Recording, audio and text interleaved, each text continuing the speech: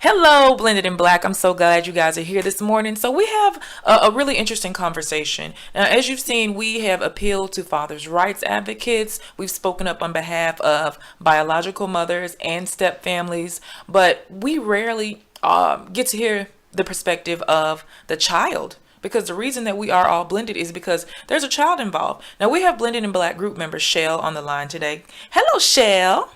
Hello, hello.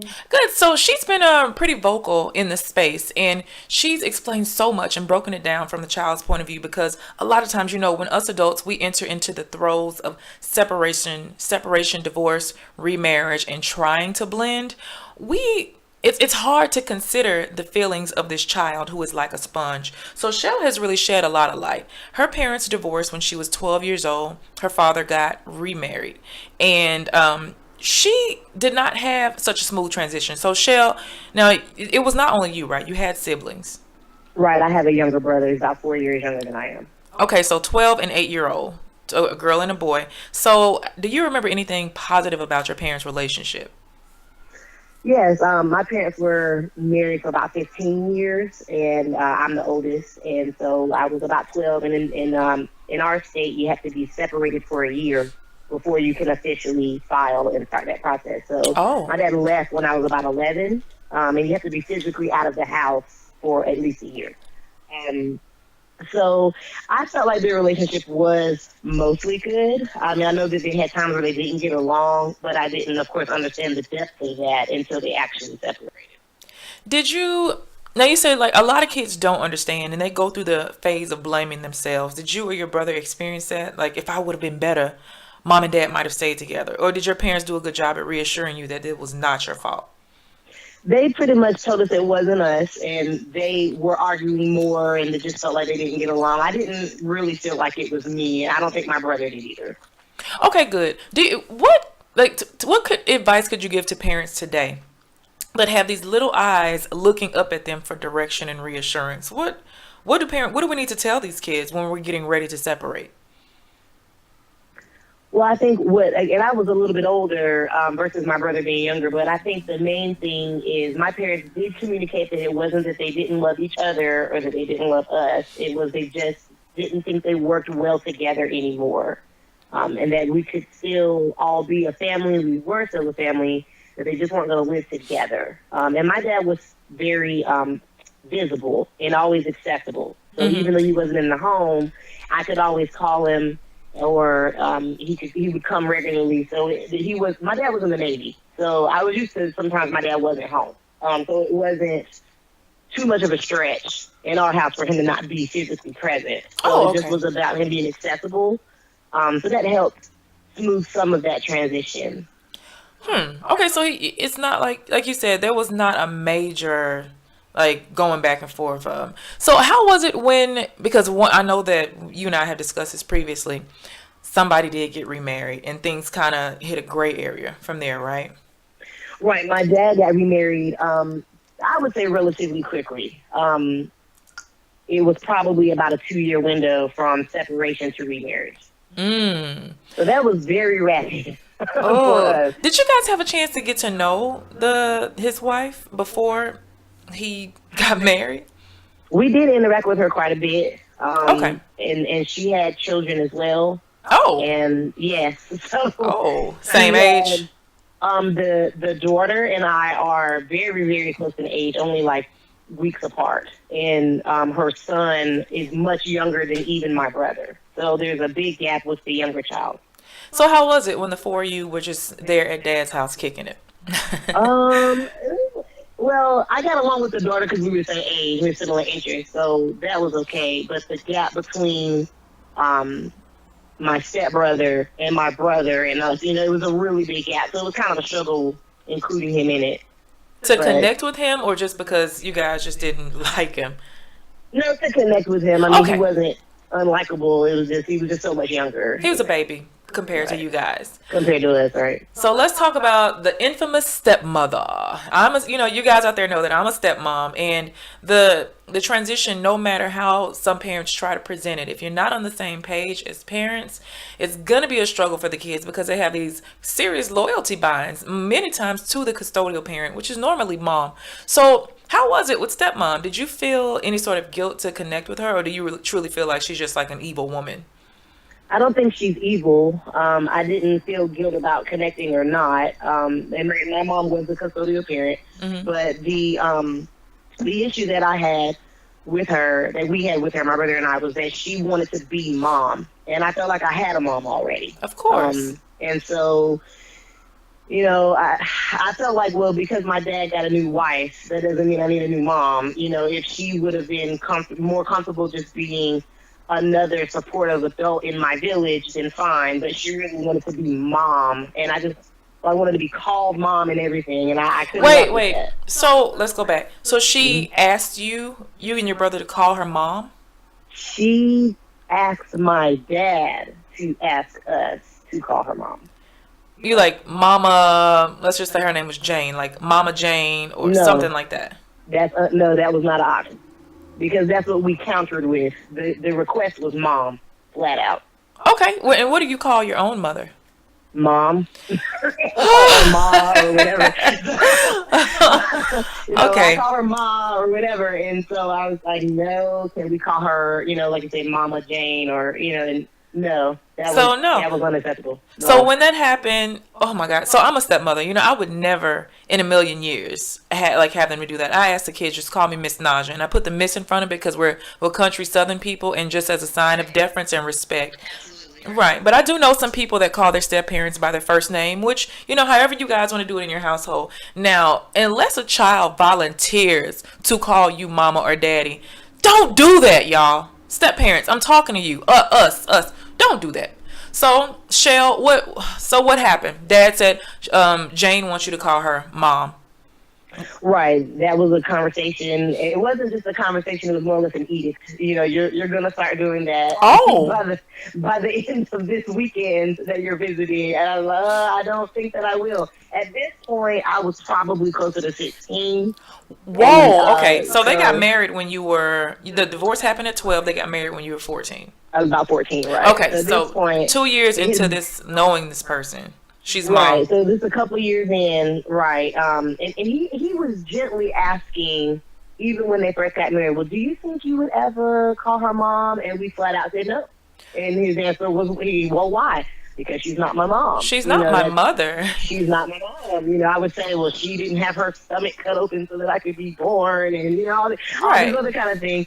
And the fact of the matter was, it felt like erasing my Mm, legacy. This is what I came from. This is my backstory. That right, my right. parents were married, and so for you to ask me to call someone else mom, you're deleting who my mom is, and the fact that we were a family unit.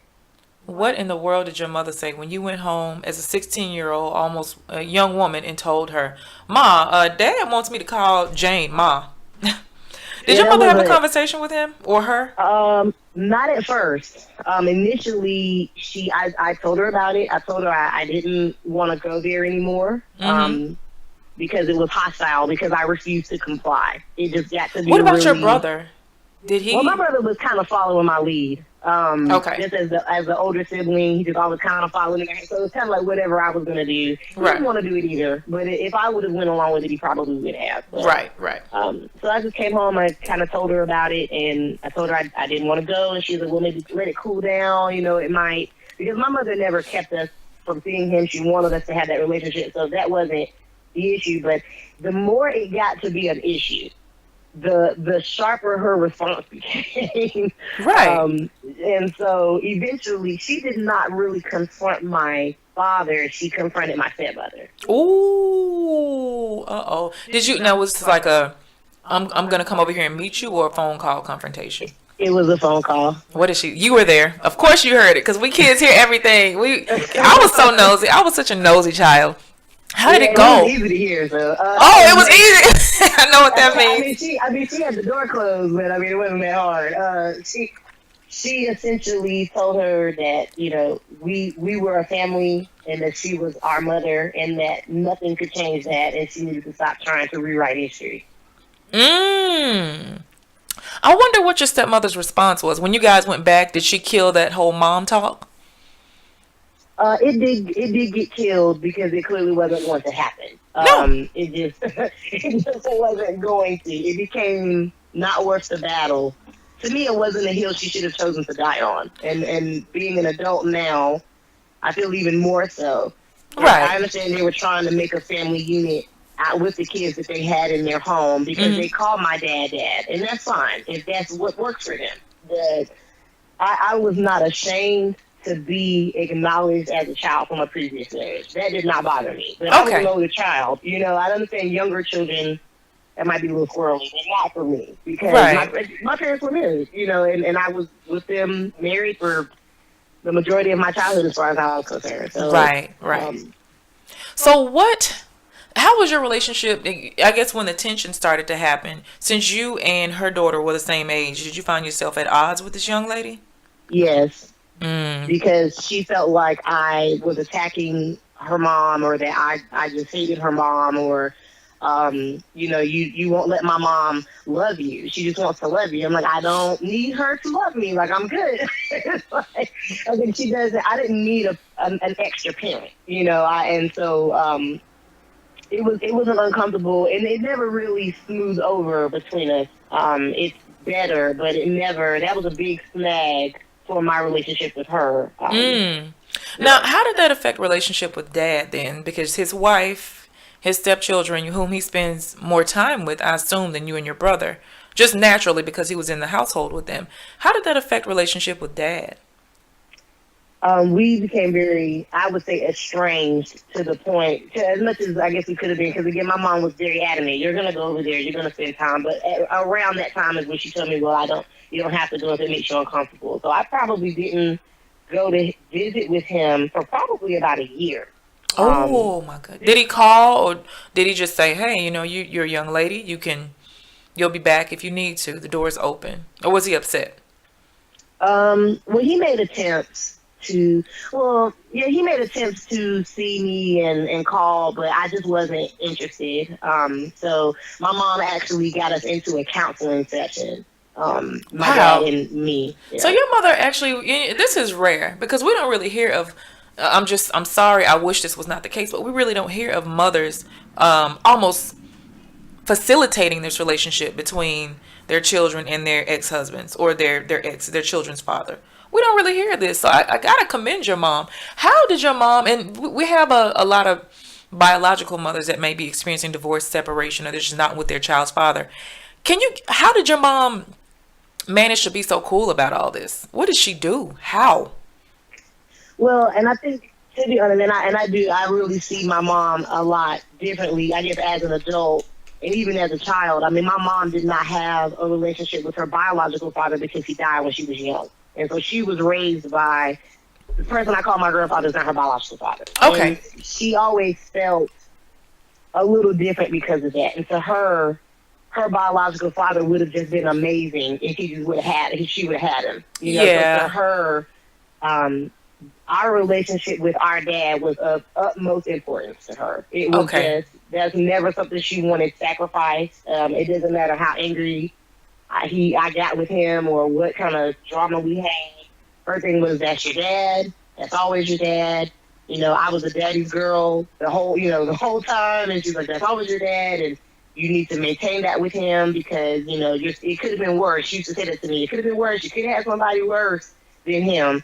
Right. And to her, worse was her dad being deceased. Was worse. And Okay. so to her, she's like, you got to be. So that's why she really pushed it. And like I said, she got us into a counseling session, and my dad agreed to it because it's what he wanted. And when we got in there, he admitted, I made error here. I should not have pushed this issue. I didn't think about how you would feel. Because as an adult, I guess he just was trying to manage what was in his face every day. Right. That's his wife and the kids in his home. But we were kind of being pushed to the side for that. And that was what we felt. Right. That Right. I got abandoned, I got replaced. You got new kids. Wow, he really had two kids, like one the same age. So I could see how your mind could formulate that. Now, going back a little bit, I know that you told me in a previous conversation off air, you and I were talking about the wedding day, because that was something that was very important for me to know about. My stepchildren were not allowed to attend our wedding. Not that they were not wanted, they were not allowed. In similar case with your dad,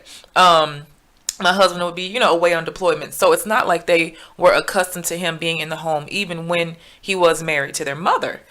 And, divorce happened and we had a different experience. We don't have the type of mother like your mom that facilitated that.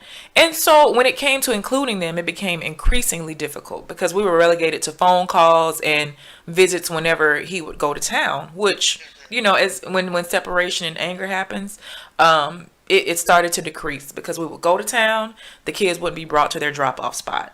Or they would be told they're here and they're not there. And, contempt charges, court, and, court just makes things even worse.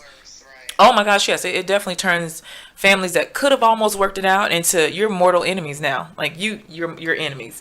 And so for a while we dealt with that. But I remember you telling me, well, I was in my dad's wedding, but you were 14. But your brother, who at the time was 10, he decided not to go. And I remember saying, well, Shell, now this sounds like a case of alienation, not having known what you just told me about your mom. So how in the world could a 10-year-old have made the decision that he's just not going to go to daddy's wedding?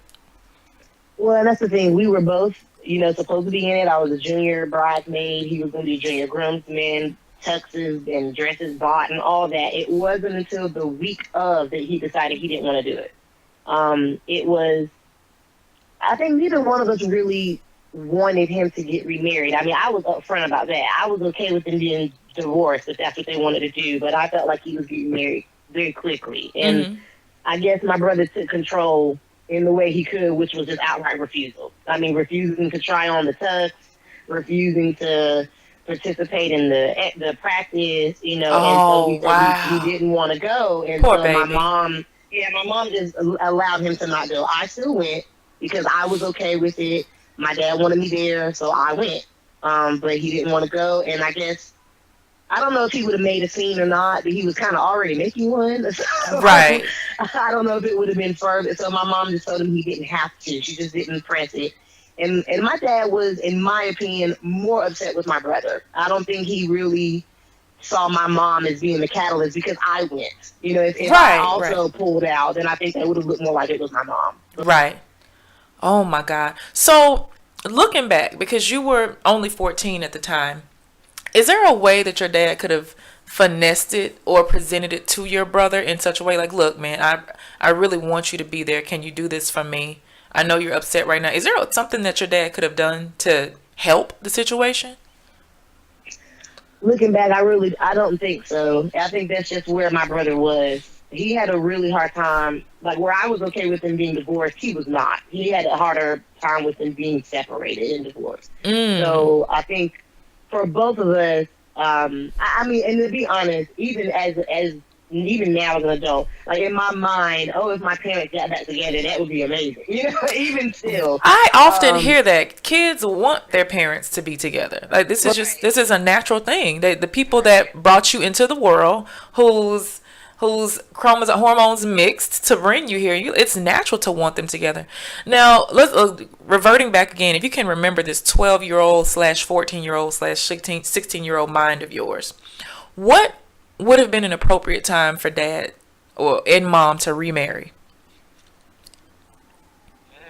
Like, what's the time frame that you would have, in your mind, if you can think back to being a young girl, because we have a lot of parents here whose kids are 12, 14, 16, 8, So if you could just go back and think to where your headspace was all those years ago, what would have been an appropriate time? Or how could dad and mom how could they have presented it to where it would have been a little easier?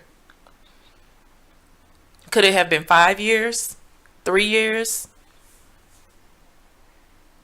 I think probably somewhere around the 3 to 4 year mark would have been better, because it's like my mom, I feel like has waited almost too long because my mom is still not remarried. Okay.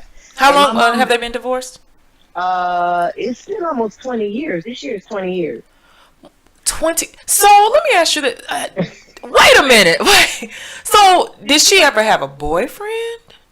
I know, to be perfectly honest, if she had one, I didn't know anything Y'all about didn't know. her. You didn't know. You did not Uh, know. I met one guy sometime when I was in college, which at that point they'd have been separated probably 6 or 7 years. Yeah. I met one guy, and I know that was because they had dated for a while. And my mom saw it as there was so much upheaval with my dad getting remarried that she wasn't about to do it on the other end. Home was safe, home was comfortable, a respite, and she wasn't going to bring that home, Ooh, so we. Do you think that made you the fact that dad had somebody and mom was, I don't know if you guys perceived her as lonely, but mom was alone. Did that make you have a certain level of sympathy for mom? I really was grateful that she was willing to sacrifice, but I felt like the sacrifice was a bit high. I don't now. I really wish she had not sacrificed herself to the degree that she did. I know Um, because you guys are adults out of the house, a family of your right, own, and right, mom has made. You know what? I'm not gonna say an ultimate sacrifice because mama can always get her groove back. So right. we're not Oh counting yeah, her. and I want her to. That's the thing. I'm like, please, I want her to. But it was. I'm appreciative because my brother had such a hard time. He really, really did more than I did. Hmm. It would have been too much. And I hate that she Probably, had to. yeah. Yeah, it would have. And not to say that my dad didn't try to step in and because my dad did parent, but Hmm. it's still my mom was getting the brunt of it, just being the custodial parent. Right. So I wish she could have, but she just didn't. But that didn't help things be smooth because hey, the only other people at this house is whatever we call between the three of us. There's Right. not And you're another like, look, person. this is still your home. This is your safe space. I know you go to your dad's Right. house and feel like a visitor, but this is your home. Wow. And that was a big thing. We did feel like a visitor at my dad's house. There was nothing there that was ours. Nothing. No room, no Not a comforter. room. We had a bunk bed in our room. My brother did not have a bed to sleep in. He slept on like a pull-out sofa. It Okay. wasn't our house. They didn't have the The they didn't have the space. So since there was a girl there, you slept in the bunk bed in her room? Correct. Okay, so you guys shared a room and then your brother and the other younger son, I guess they shared a space. The younger son had a room to himself, and my brother used like the bonus room uh space. Okay, you guys, you hear that? Non-custodial parents and step parents, make a space that is these children's very own. Make them feel like don't let them feel like they're a visitor, and that's a struggle sometimes if the kids are there every other weekend or if you're visiting them from out of state. You got to figure it out. How can we make this theirs? And I think children would appreciate the effort. Like if you would have seen your dad and your stepmother do something to show you this is your space, or even tell you that, I'm sure that would have made all the difference in the world. Right. They have something there that was ours or that stayed there that was ours. Right. Because there was just nothing there that was just ours. Whatever was ours was in this bag. Is what we brought with us and it's going back with us. Mm. The only proof that we possibly existed was we did take family photos with them a few times, so we were in some family photos. Uh huh. But that was the only proof that we existed was the family photos. So So how was it growing up? You looking at? I mean, luckily back then we didn't have Instagram, Facebook. When you were enduring this. But I think about my stepkids now, 6 years old and 12, and being exposed to social media and seeing me on their dad's page and things that we do, and I was like, I think about that on the occasion, like, wow. I hate number one that they cannot be here with us, and it's a legal thing. It's not that they're not wanted or they're not needed, but it's literally the way the decree is set up. Um, should you think parents should take more of a responsibility in what they share now that we are in the age of technology? I definitely think so. It bothered me a lot that my dad and my stepmom and that them over there, as I would call it sometimes, honestly, as a Right. teenager, that they had a lot more than we did. My dad made great money. My stepmom made good money, and they just had a lot more opportunities. And my stepsister got a car as soon as she turned 16 and got a license. I mean, I didn't. It was impossible. And with us being the same age, that was very uncomfortable. I was very angry. So That why she did got they a car not? right away. Now, and I know, I'm sure that, well, you don't know, like, if her mother actually bought it, but I'm sure you were assuming, oh, wow, my dad helped do that. So, I guess this is a matter of communication. What could have happened for you to have felt equal? Because you guys were the same age. Why does she have a car and a license and you don't? But I need to know. Please tell me this parents gave you an explanation because you deserve that. The No. explanation that I got from my dad was that it was a disagreement between him and my mom in terms of agreeing on what car to choose and that kind of thing. That's partially accurate, not 100%. And to be fair, to be honest, my mom kept me out of 95% of the details. It just what most of the stuff going on, I didn't know up from down with a lot of that stuff. But the car thing, I got really angry about. Right. So Right. she kind of brought me into that a little bit more. And no, we did disagree, but he's being unreasonable. Showed me what they had because some of it was written up. So I was like, no, I can understand why you wouldn't want to agree to that. I felt like he made it purposefully difficult, but at least wanted to say, well, I tried to buy you a car or whatever, kind of. Okay. So, Now, what about paying for college and for needs during school? Was that covered in the child support, or did you call dad for certain now, things and mom for certain things? as soon as I turned 18, my dad went to court and got me taken off the order. I know that happened. As soon as I turned 18, I turned 18 on the 1st, and he filed the paper on the 4th. And even though my mom argued, that I was a full-time student, my dad was able to prove I had a full scholarship, which was true. And so I was taken off the child support order. So it was just my brother being considered in the dollar amount, and so the dollar amount was reduced. How did that make you feel?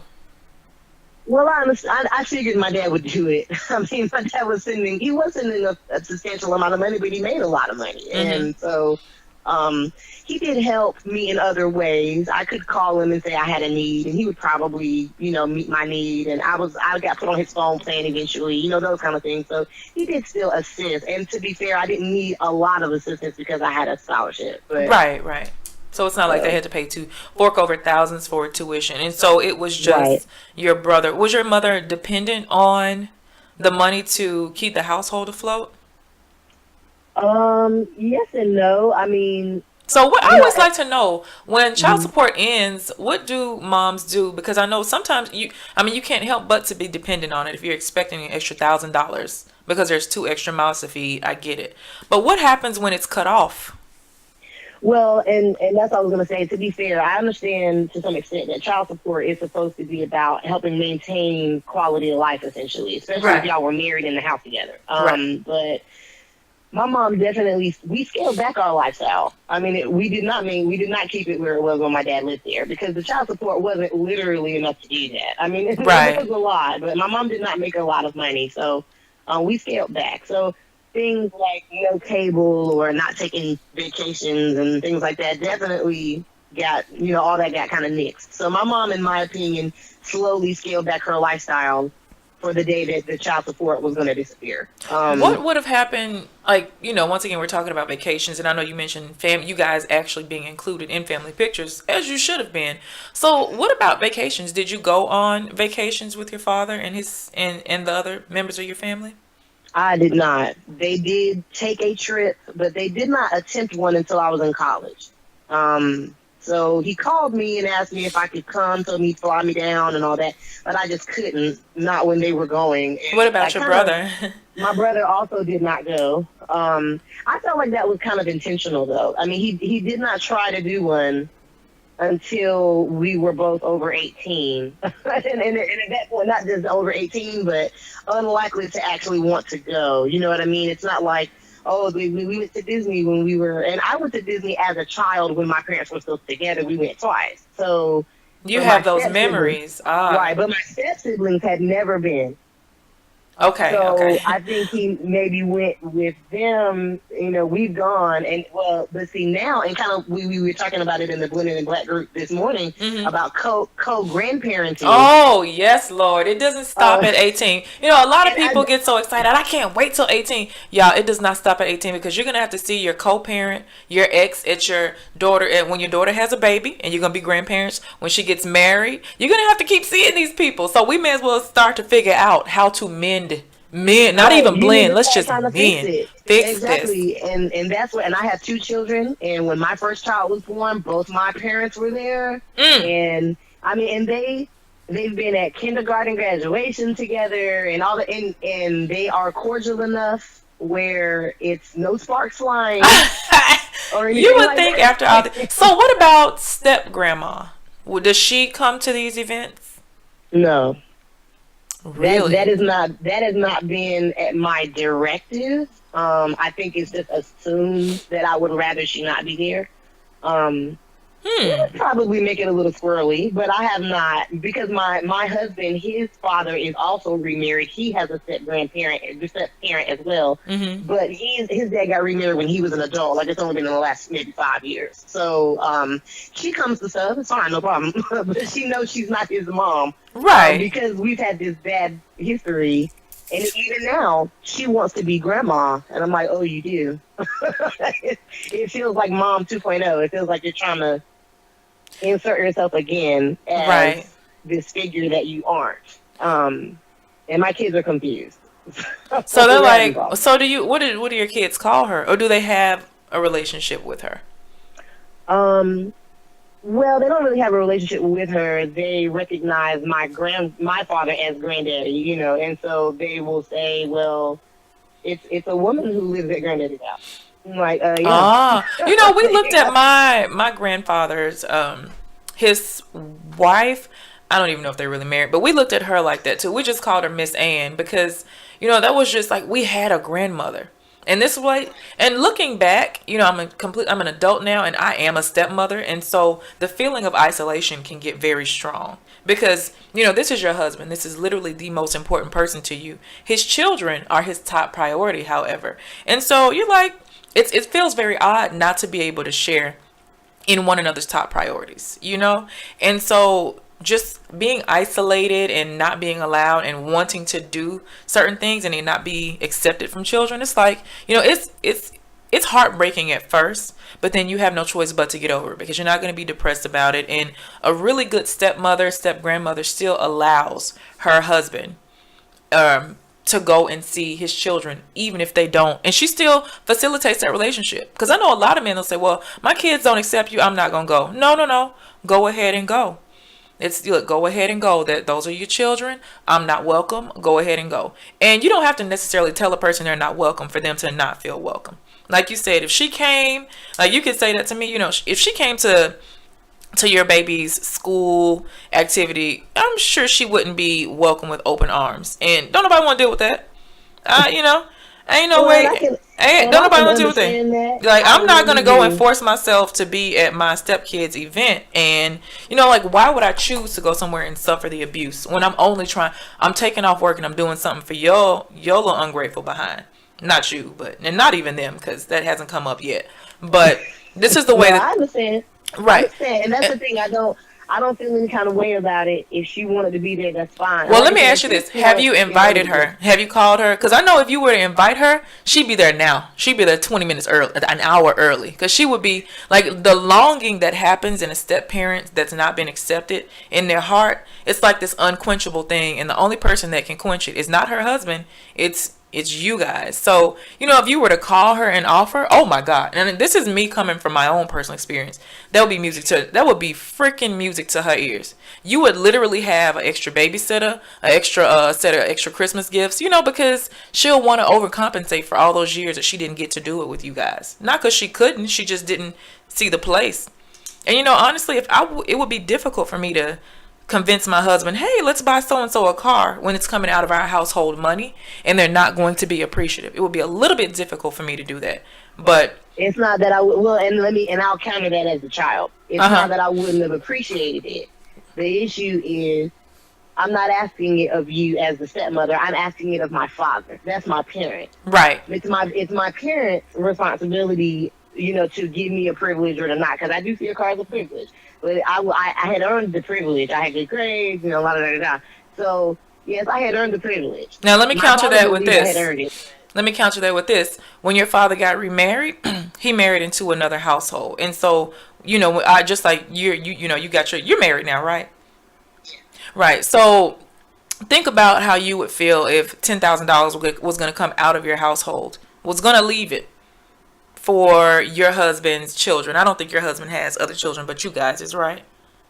Okay, so if there was kids that you didn't talk to that were not necessarily welcome and warm, pseudo disrespectful, but not outright. You know, would you want to send $10,000 over there? It would kind of be a tough sell. You probably do it just because you're like, I gotta be a godly person, but that was still household money. And I'm playing devil's advocate here because I see both sides of the fence. I feel like this stepmother, she made a categorical mistake by throwing the mom word in your face. But that should not have been the end all be all. Like, okay, so we can't have a relationship ever again now because you made a mistake when I was 16. And mind you, ain't no handbook. I'm writing one now for those of you guys that are listening, but there's no handbook on how to approach this stuff. What would Well, you if let me offer this then to that. uh-huh. I agree that one error, even a big one like that, doesn't have to be the nail in the coffin. Right. What made it the nail in the coffin was not walking it back or apologizing for it. Not There's never acknowledging. been a point. There's never been a point where she said, "I was asking too much of you. I didn't consider your feelings. I let my feelings get in the way of yours." None of that has happened. It's only been in the last couple of months that even my father acknowledged that was an error. I should have never done that. Really? I And this we're understand. talking Yeah. tens, multiple double digit years ago.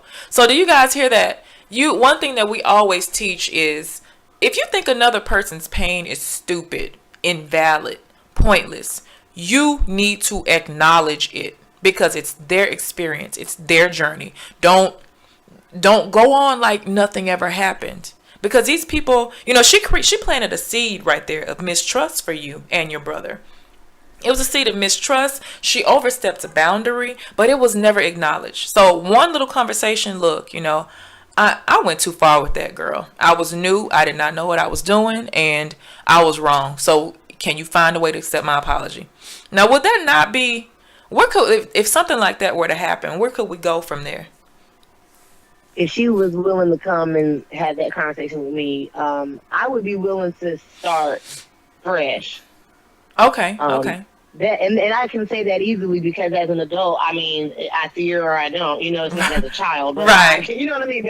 But I could start fresh with her. And again, we're in a cordial position, but there's still an air of I remember when you didn't like me. That I never at Yeah. least feel that off of her. Right, And I can right. understand that. Hmm. But it's particular things, and every situation is different. And that handbook, that's going to be Girl. interesting to see So what that how that turns out. Yeah. So we have a few more minutes, so we got to wrap up. But can you just give us some? I like to end every segment with real talk. So I need you to say something to these specifically. First to the fathers that are getting remarried. Can you just, from a 12-year-old, 14-year-old, and 16-year-old perspective, because a lot of their children are around this age now, just start talking and please, as if you were speaking to your dad and all the dads out there, let them hear it. Let them have it. Okay. So if I'm 12 and you're getting remarried, I was probably the center of your world for a long time. Um, I was daddy's girl. It was me. My mom could have been invisible, and I'd have been fine. So dad leaving was already difficult to deal with, and now you are acquiring a new woman that I don't really know very well. Hopefully, you made sure that I know her well, but maybe I do and maybe I don't. But what I want to be sure of is that my status and my value in your world has not wavered. That will be my top concern. It's not that you can't have a wife. I want you to be happy. A wife can do for you as a daughter I could never do. But I just want to make sure that I still am that important woman or female figure in your world as the daughter. That was my biggest concern. I felt like I went from being daddy's girl to being a blip on the radar. And it was a long time before I realized that I was never a blip on the radar and that he was in a lot of pain because of all that had transpired. And a lot of what he was doing was out of guilt. And that's something I didn't understand because he wasn't willing to tell me that until I was a lot older. So to some degree, being open, and that's something to me in the Black community we have an issue with, being willing to be open with our feelings, not just saying I feel sad or I feel whatever, but also acknowledging I may have made a mistake or I don't want to lose you in my world either.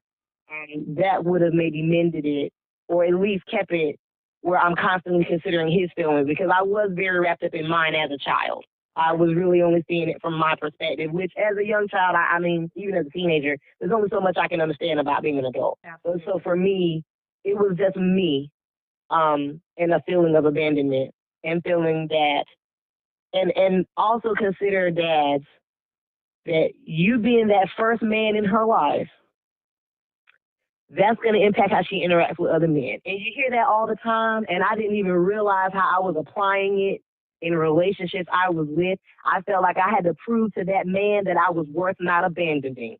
Ooh. That's what I had to do. And my husband was the first man in my world when I was dating that didn't need me for anything and wanted me anyway. Every other man, I had the car, I had the job, I had the apartment, I had the money. I had something of value, and that's why he needed me. And he had to need me. But my husband didn't need me for anything. He was self-sufficient. And so that's something I carried on. So if I always wonder what it would have been like if I never questioned my value. And my dad's relationship with me made me question it for a large window when I was a teenager, navigating dating for the first time and not having my dad to meet the guy at the door. You know, I was trying to navigate that. So for me, if I had to tell dad something, especially you dealing with a 12, 13, 14-year-old girl who's maybe had you in her world for a long time, and now you're not there, and she's got to fight for your attention with somebody else, she's having a hard time with that. Make time for her, just her, you and her, so that she knows she still holds that place. Whew. Okay. So I don't really think I even need to follow that up with anything blended in black. We have a really good perspective, and I hope you guys got something from that, because I did too. So this is Naja, your founder of Blended in Black. Thank you so much, Shell, for your time. So this is Naja, everybody, and I hope you guys enjoy this. Please don't forget to sign up to the newsletter. Make sure you leave any questions or comments. Shell will be seeing all of them. So if you have direct questions for her, once I post the blog, please respond there. And we have created an anonymous account for her, so she will be able to respond to all of you guys. So, all right, Blending in Black signing out. And remember, let's mend and blend, people. All right? Okay.